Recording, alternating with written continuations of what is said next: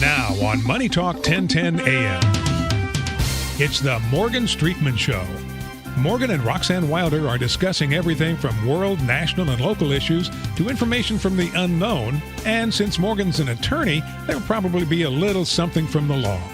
Now, here are Morgan Streetman and Roxanne Wilder.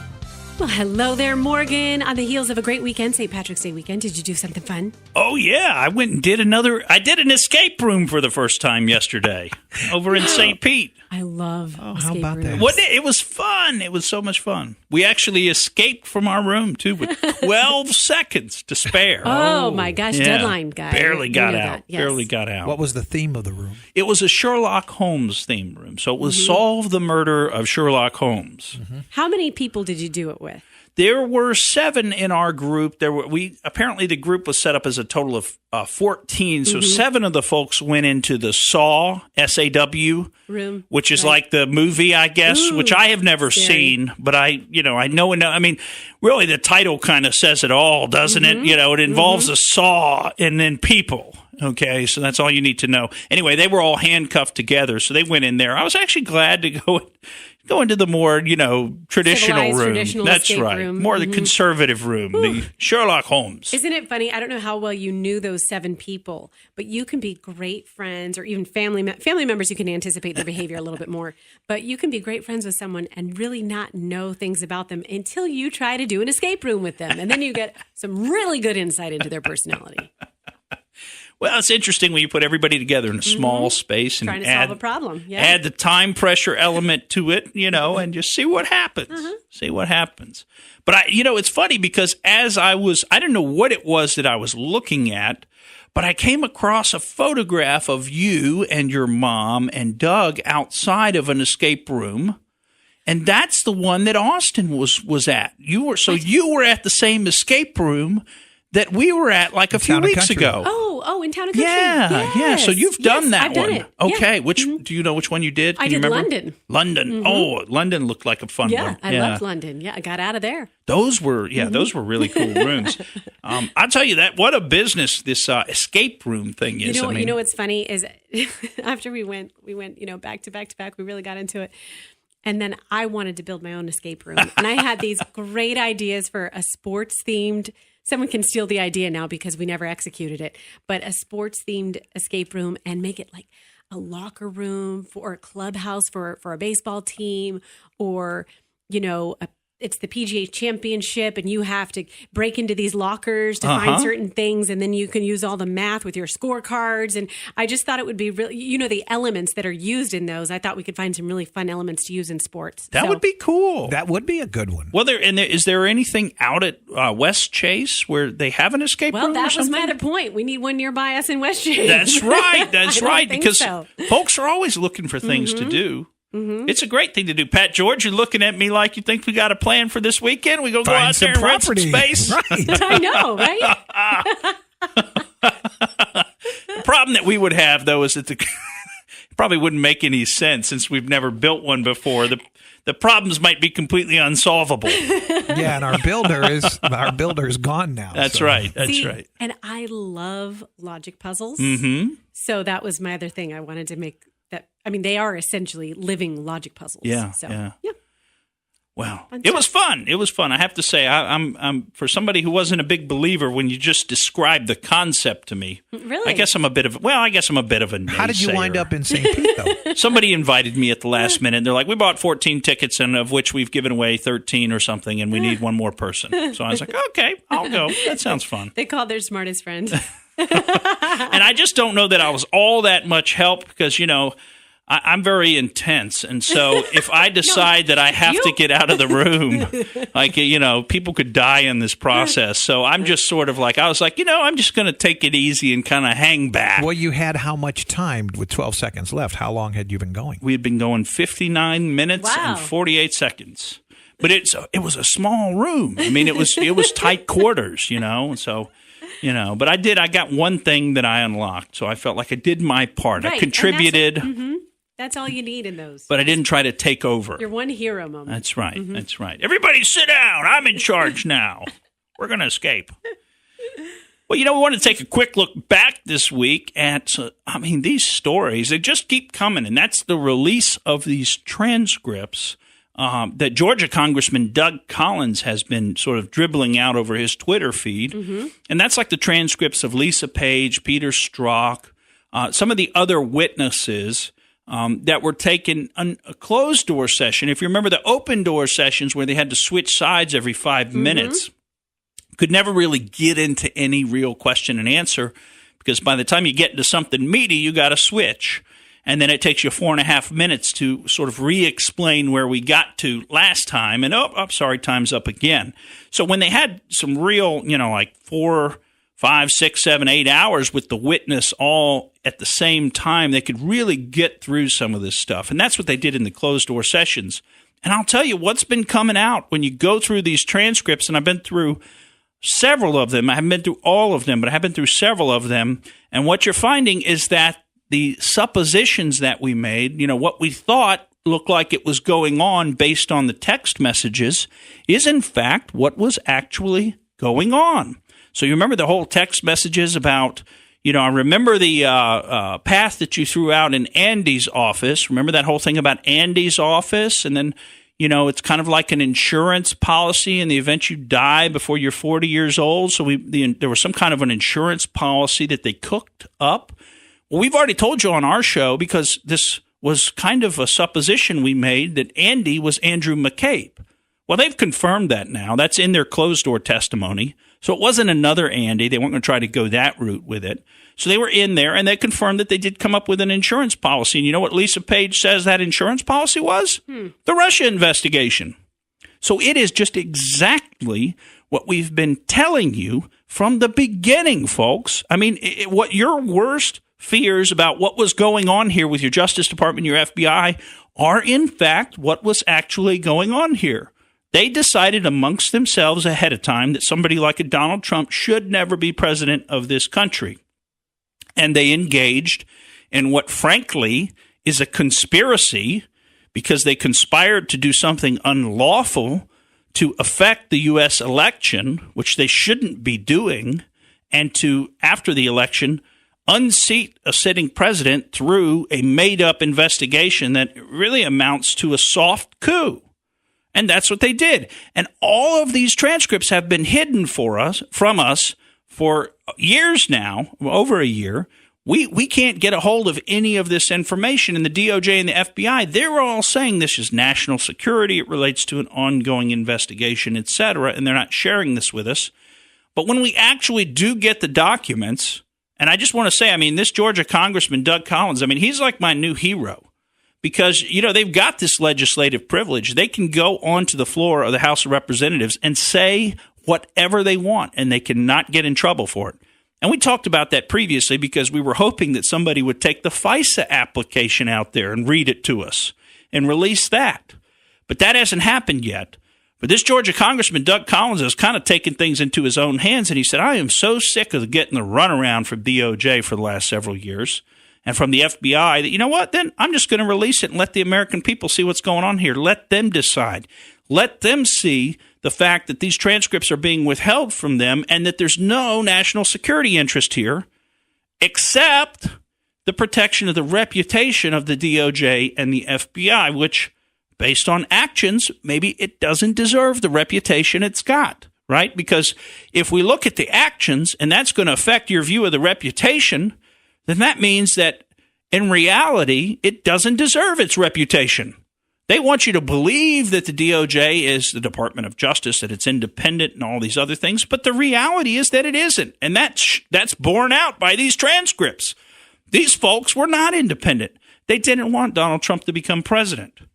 And so it's very difficult for me to trust somebody once they've lied to me. And I don't know if you're the same way, folks, but once somebody's kind of already proved to you that they're not trustworthy, it becomes hard for you to ever again kind of listen to anything they say and take it at face value.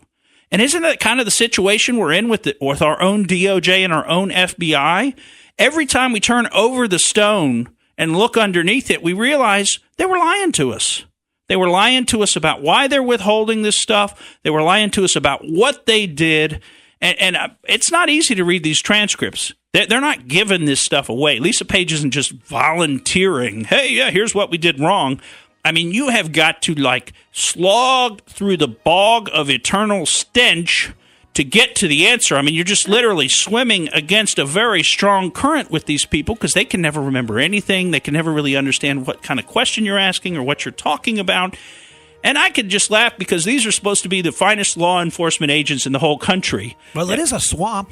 And when it comes time to ask them a question, like, they barely even speak English. They're like, I have no idea what you're talking about. I don't know what the words that you're using mean. And, folks, it just doesn't ring true to me. And I don't think it rings true with you either. Because the truth has a power of its own. And the truth is that these people did exactly what you think they did. They didn't want Trump to be president. And they tried to remove him using their own power, overruling you, the voters. We got more to cover when we come back on the Morgan Streetman Show.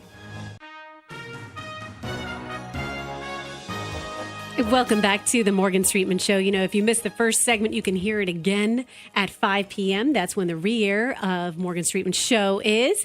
And if you want to give us a call, 888-404-1010. And if you did miss the first segment, then you missed the best line of the show so far, slog through the bog of eternal stench. Well, that's a little line. Well, the slog part, I added slog to the beginning of it. But the bog of eternal stench was one of the locations in the movie Labyrinth. Remember that movie with David Bowie? Mm-hmm.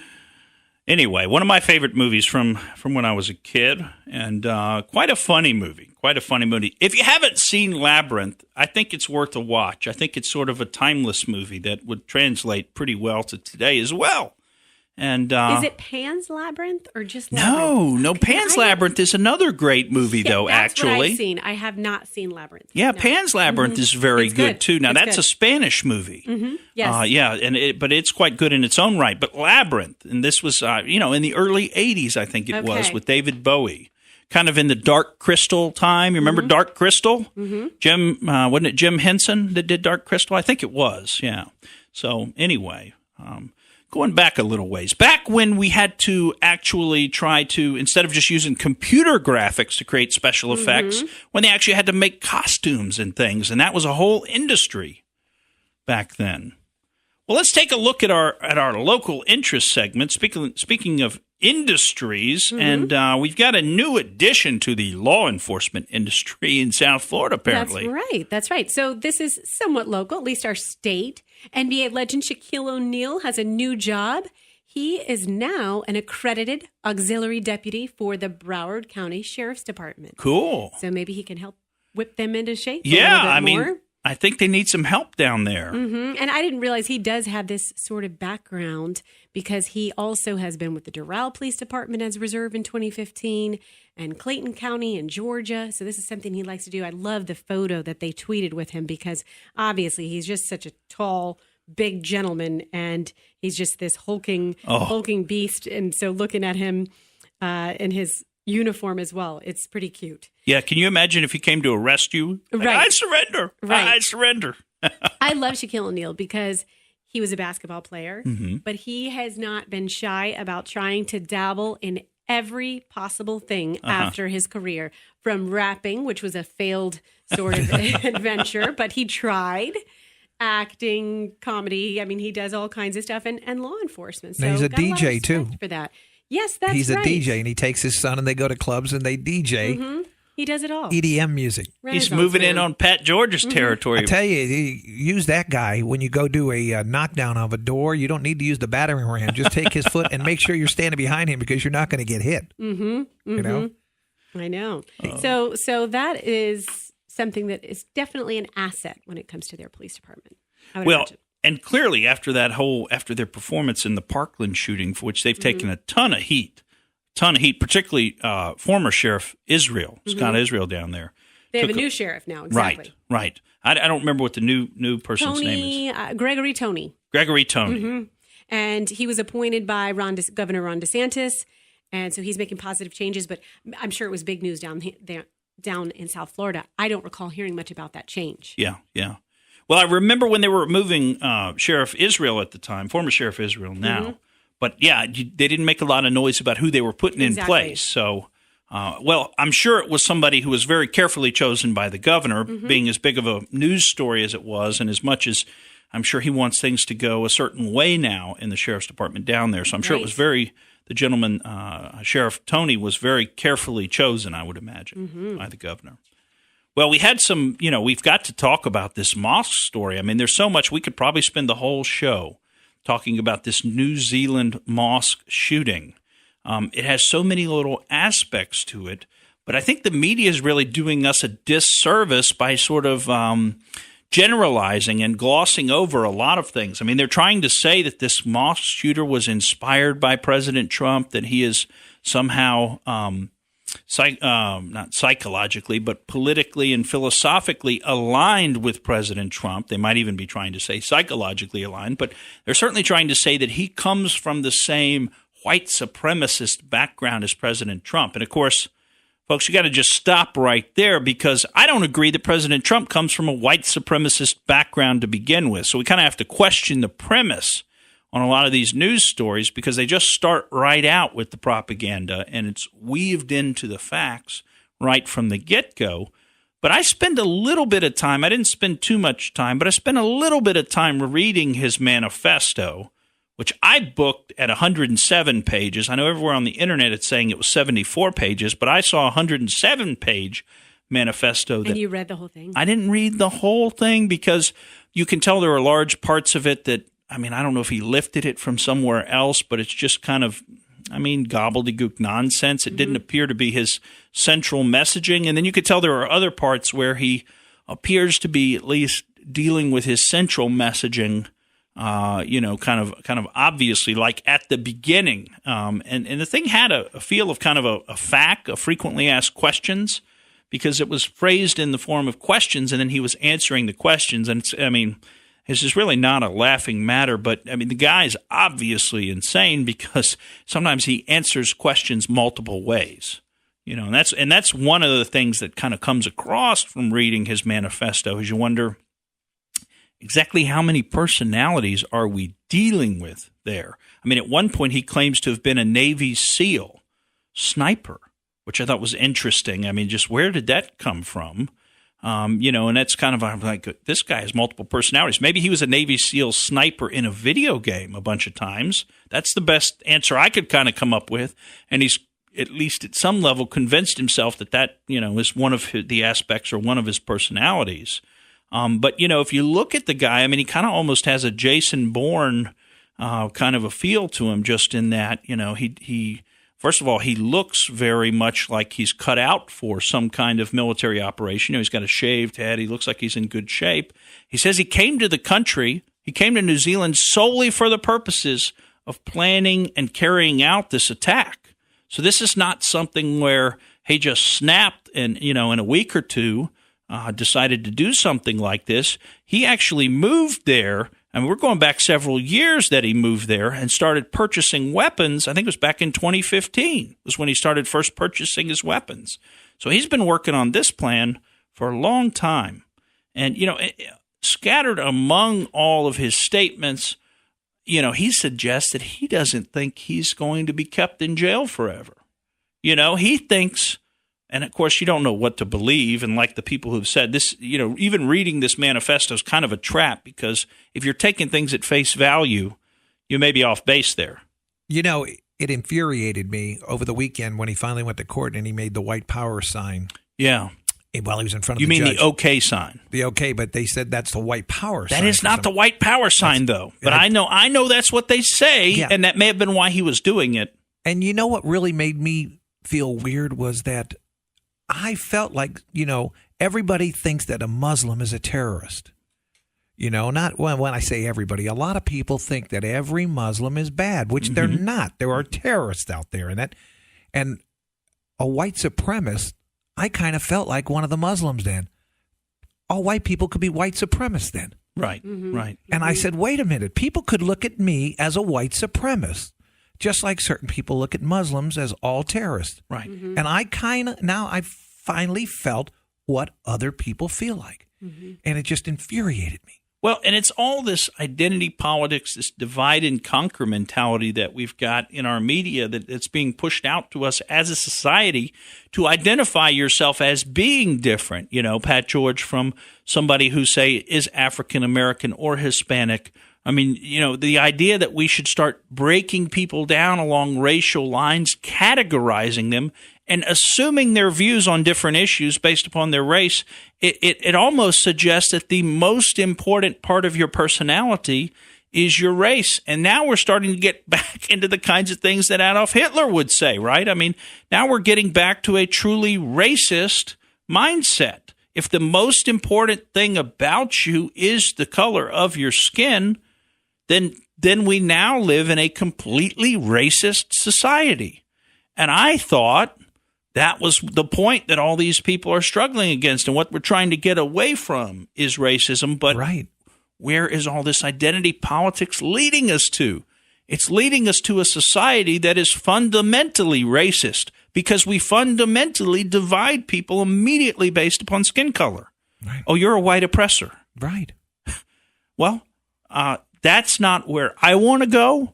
I know that's not where you guys want to go. That's not where those of us that are thinking people want to go with our world. I mean, that's a mind control situation. And it's really unfortunate because it looks like their plan to control people's mind, to use this divide and conquer strategy, is sinking in. It seems to be working. We all bleed red. Thank you, Pat George. We all bleed red. You know, the brotherhood and sisterhood of mankind our similarities are much stronger than our differences. Right. Even as Americans.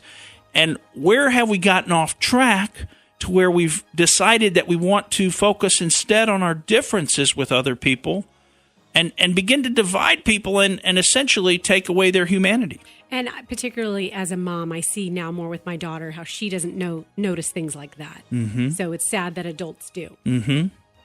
Well, we're going to be right back on the Morgan Streetman Show. We've still got a lot more to cover. Stick with us.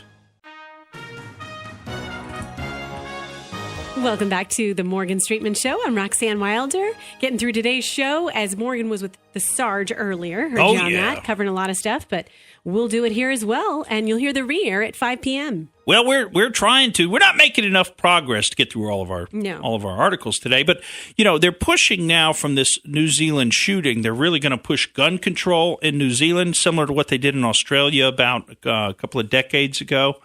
And it sounds like everybody in New Zealand is going to be on board with this. Now, it's not apparently all that easy to begin with to get a gun in New Zealand, as a matter of fact. So they're going to, though, they think, do like a nationwide gun ban for any semi-automatics and a turn-in. And, you know, it's interesting because the actual person who did the shooting, this person who we think is clinically insane, the New Zealand mosque shooter, he describes himself as an eco-fascist, but he also says that the country that he is most aligned with, that he's most similar to, is the People's Republic of China. And I just thought that was interesting, a place where they have very strict gun control laws and also have very strict control over what people are allowed to think and what they're allowed to express. That's the country that he most identifies with. So, you know, perhaps was the outcome that we're going to see come to pass, which is more control by government, you know, more restrictions on people's freedoms and rights. Is that what he was actually after to begin with? Because that's what his manifesto sounds like. And we see even reverberations of that here in our own country, where Judge Jeanine Pirro was banned from Fox News as people began to say that this mosque shooting was caused by criticisms of Ilhan Omar, the anti-Semitic congresswoman who's currently in the U.S. Congress. You know, the one we changed the hat rule for, because you're not allowed to wear a head covering in U.S. Congress, and you haven't been for our entire history. But Ilhan Omar said she absolutely was not going to take off her burqa or niqab, the headscarf. And that's fine, because nobody says you have the right to be a congressperson, or that, you know, you have to be in there. So if you don't want to take your hat off, you don't have to go inside. But no, they actually just changed the rules just for her. And they changed the rules, and this is what's so annoying about it, too, is because they don't even change all the rules. They don't just say, you know what, now you can wear hats in the U.S. Congress. So, if you're an Orthodox Jew and you want to wear a hat, go ahead, be our guest. Because up until now, that hasn't been allowed, right? If you're of another religion who wants to wear some kind of a head covering, not allowed. But they didn't even say that. They don't even allow anybody. How about this Frederica? You remember the cowgirl lady from South Florida, Frederica Wilson? She wants to wear her cowboy hat. That's her signature item. That's her personal style. And she actually had previously asked them to be allowed to wear her cowboy hat in Congress, and they wouldn't let her. And so you would think surely today with the change of rules, she's allowed to, right? Right? Mm-hmm. No. Only Ilhan Omar gets an exception to the rule. And, folks, aren't we just sick of all these exceptions that have to be made and all these one-way streets that we end up on where, we're expected to make all kinds of exceptions for a certain religion, but nobody within that religion is supposed to make any exceptions for our culture, our way of doing things, our predominant religion of Christianity, which is the predominating religion of this country. At least it is still. May not be in 50 years the way things are going, but as of right now, it still is. This is a Judeo-Christian country. Our laws are based on Judeo-Christian ideals. We come from that heritage. And I'm getting tired of the feeling like we need to apologize for that because there's absolutely nothing to be apologized for. There's absolutely nothing to be apologized for. But we're banning our own people, and we're saying, oh, you know what? You've said too many things about Muslims that, you can't say anything about them. You can't criticize them. So they can be anti-Semitic, but you can't criticize it. They can be anti-homosexual. Nobody's allowed to do that anymore. Nobody's allowed to be anti-homosexual in this country. I know I'm not. You're not, Pat George. Roxanne, you're not. None of us are. But if we're Muslim, we could. If we were Muslim, we could still be anti-homosexual, and apparently that would be acceptable because nobody's hammering on them about that issue. Nobody dares to raise any kind of a challenge to Ilhan Omar about her views on homosexuality. And what happens if you do challenge these people? You get banned. They turn your mic off. The only reason they're not turning this mic off is because Ilhan Omar doesn't know it's on right now. If they knew it was on, there you go, Pat George. They'd probably be protesting the show, and this mic would be turned off because they don't want to hear it. You can't criticize them. And what kind of a world is that? That's a world of mind control. That's a little unfair. Mm-hmm. What? Everything you just said, that's a little unfair. You think I'm being unfair? No. I don't think you're being unfair. Okay. I'm thinking about all these rules. Yeah, the rules are not fair. I was just sitting here thinking, what if somebody wanted to challenge this and wear a crown of thorns? It depends who it is. It depends who wants to challenge it because there are different rules for different people. Mm-hmm. I wonder if that could happen. Maybe like somebody from Texas really wanted to wear a cowboy hat. Mm-hmm. Yeah. Why not? I was sworn in and I wanted to wear one of those headbands that have the unicorn horn. There you go. Top. Right. Or how about like the hats from, what was it? Who's the Whippet group? Is that Devo? Devo hats. Dun, dun, dun, dun, dun. I don't think any of those would be allowed. A lot of those people should be wearing dunce hats. And I don't know where we've gotten so comfortable with different sets of rules for different people, but it surely does seem like at least our leaders are comfortable with that idea.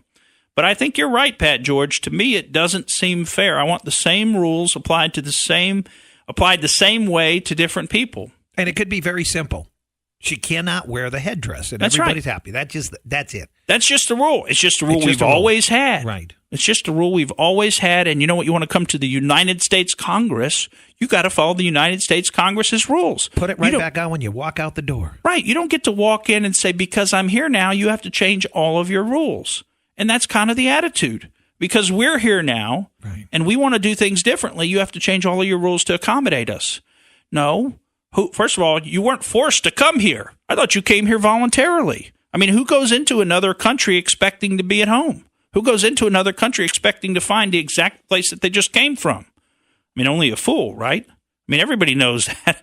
Okay, well, I'm leaving my country and I'm going to this new country that's not my country. It doesn't have my culture. Things are going to be different. And you know what? I'm going to be the minority. I'm going to have to adapt to this new culture. And I say, hey, don't come here. Nobody's forcing you to come here. If you want to come here, though, at least come here with the right attitude, which is the attitude of a guest who says, you know, I chose to come visit this place. I chose to come make myself a part of it. So I'm going to adapt to their culture rather than expecting that they change everything about their culture to adapt to mine. What about when ladies go to the country of, you know, where they wear the head? You should That's cover right. up. You That's should cover right. up. They have to. When our reporters and stuff go to Saudi Arabia, right, they're not walking around without the headscarf on. Why? Why, For Pat safety. George? Yeah, but how come Saudi Arabia doesn't have to change all their rules for us, for our culture, when we go over there? Or pick your favorite Muslim country, because I'm not trying to pick on Saudi. I mean, it's like Pakistan or somewhere else, you know. How come their blasphemy laws still apply? How come you can't go there and exercise your right to freedom of speech? How come? How come you can't go there and criticize the prophet? We have free speech here, right? You can do that here. Well, and look, now here I am from this other country. You have to adapt to me. But it never goes like that because it's always a one-way street with these people. They want things going their direction, but nothing ever comes back your direction. You know, they want you to give them grace and understanding and tolerance, but they don't ever give you grace and understanding and tolerance. One of the first things I remember about Streetman is when he came here and he talked about getting up on a little box in London. A speaker's corner. Yeah. That's right. One of the first things I remember about you. That's and right. I have that picture in my mind about you. What if you took that box and went into, you know, one of the Muslim countries and just got on the box? Oh, yeah. Well, I'm sure they would all stand around and respect your rights to speak freely on the box. Not. Another place, what is it? Is it Singapore? They have such strict laws. Yeah. Act like you do during spring break here in one of our Right. beach towns.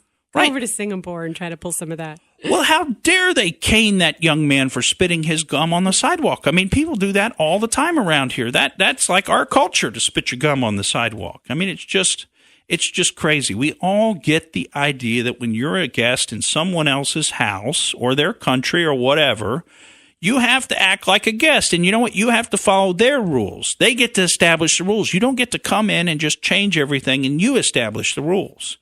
But somehow, when it comes to particular classes of migrants coming to our country, that logic, that reasonableness, I mean, that's not considered to be, you know, there's nothing that's considered to be wrong about that feeling, right, in the proper context. I mean, that's the feeling that applies all around the world as we're discussing.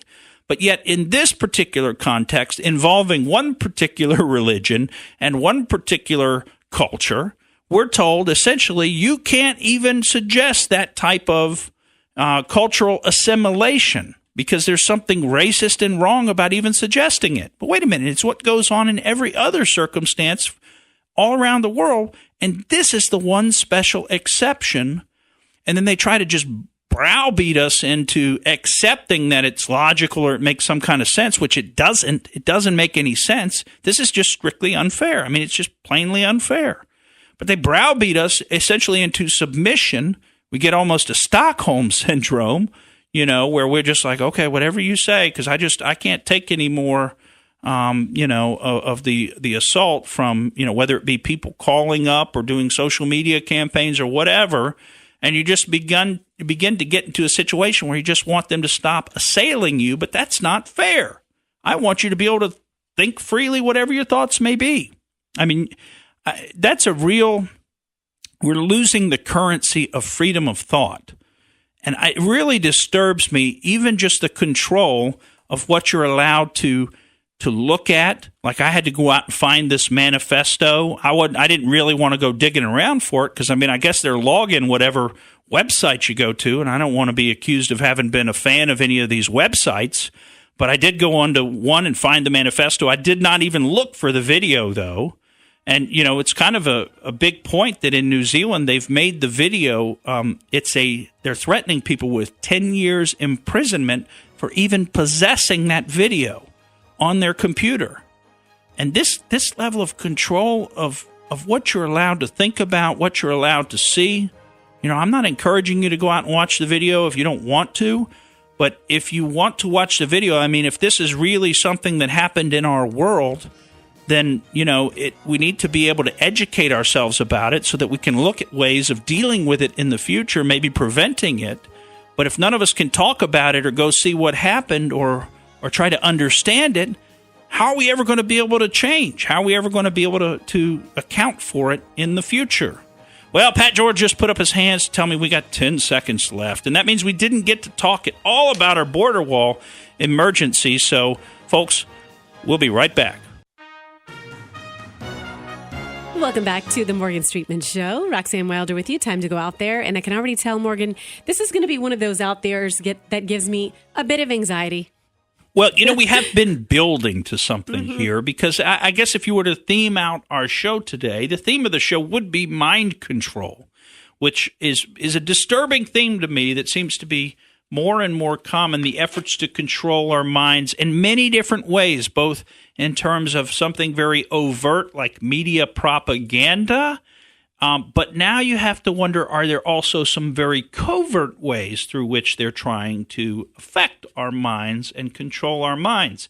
And this brings me to remembering a patent that we've actually talked about on this show before, but it's a patent titled, quote, Nervous System Manipulation by Electromagnetic Fields from Monitors. And it's a patent from 2003. So that's, 16 years old almost now? Or actually is 16 years old because it was January 2003. So, and if you want to look this up on your own, first of all, it's fascinating that this technology even exists out there. And remember, by the time they've gone through to get the patent, the technology's already been perfected. This exists. That's why they've gone and gotten the patent on it. And it's patent 6506148. And it involves nervous system manipulation by electromagnetic fields from monitors. Now, have you ever seen like a TV station? The camera will show the picture of somebody with a monitor in the background, and the monitor's flickering.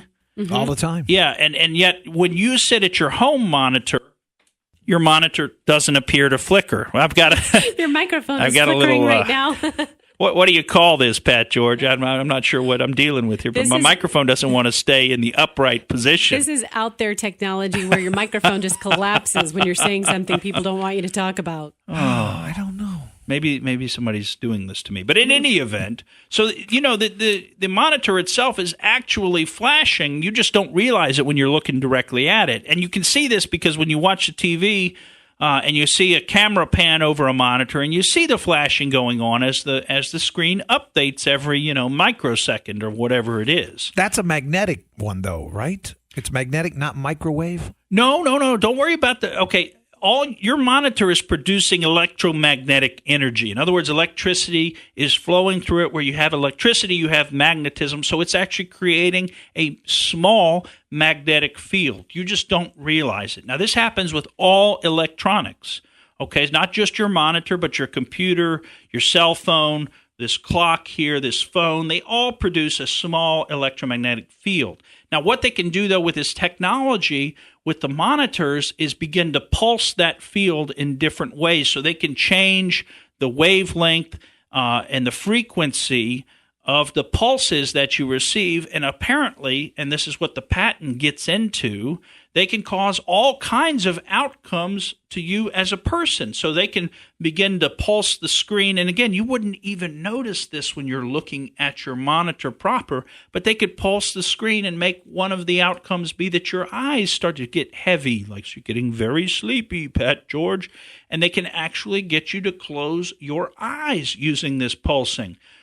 Here's another one for you, Pat George. This is a funny one, actually. They can create what's called a loose stool, sudden loose stool. So if you have any idea what a stool is, basically they can make you have to go to the bathroom very urgently. With screens? Yeah, with your monitor screen, just by changing the frequency. And, of course, this is what they could do back in 2003.